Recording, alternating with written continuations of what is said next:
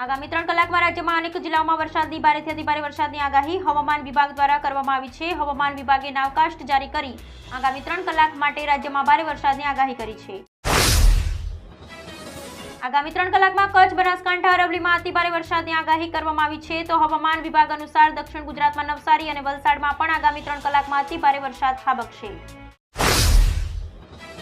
રાજ્યમાં દિવસે ને દિવસે વધતા જતા અકસ્માતોના બનાવમાં આજે વધુ એકનો ઉમેરો થયો છે। હાલોલ વડોદરા રોડ પર ગમખવાર અકસ્માતની ઘટનામાં 2 વ્યક્તિના ઘટના સ્થળે જ કમકમાટી ભર્યા મોત થયા છે।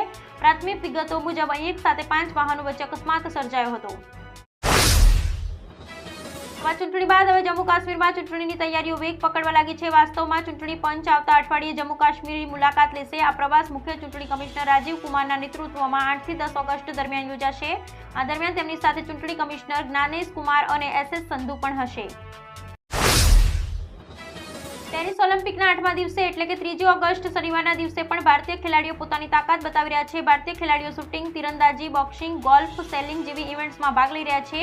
મનુ ભાકર શૂટિંગમાં ગોલ્ડ મેડલ માટે નિશાન સાધવાથી ચૂકી ગઈ છે। ફ્રાન્સની રાજધાની પેરિસમાં રમાઈ રહેલી પેરિસ ઓલિમ્પિકમાં ભારતીય ખેલાડીઓનું શાનદાર પ્રદર્શન ચાલુ છે। શનિવારે રમતના 8મા દિવસે ભારતની દીપિકા કુમારી છવાયેલી રહી છે। દીપિકા કુમારીએ ઓલિમ્પિક તીરંદાજી સ્પર્ધામાં તિરંગો લહેરાવ્યો હતો અને ક્વાર્ટર ફાઇનલમાં પહોંચી હતી। શ્રાવણ માસમાં શનિવારના દિવસે 2 યુવકોએ તાજમહેલની કબર પર ગંગાજળ ચડાવ્યું હતું। પાણીની બોટલમાં તેઓ ગંગાજળ ભરીને ગયા હતા। જ્યાં મુખ્ય મકબરામાં આવેલ કબર તરફ જવાના દરવાજા પર યુવકોએ ગંગાજળ ચડાવ્યું હતું। આ દરવાજાથી ભોયરામાં સ્થિત કબરો સુધી જવાના દાદરાઓ આવેલા છે।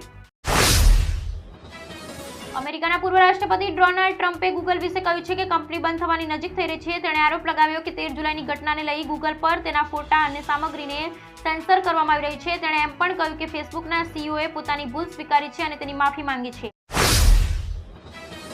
ભારતીય સ્પેસ રિસર્ચ ઓર્ગેનાઇઝેશને શુક્રવાર 2 ઓગસ્ટના રોજ એક નિવેદનમાં કહ્યું કે US સ્પેસ એજન્સી નાસા ભારતના ગ્રુપ કેપ્ટન શુભાંશુ શુક્લને ઇન્ટરનેશનલ સ્પેસ સ્ટેશન મોકલશે।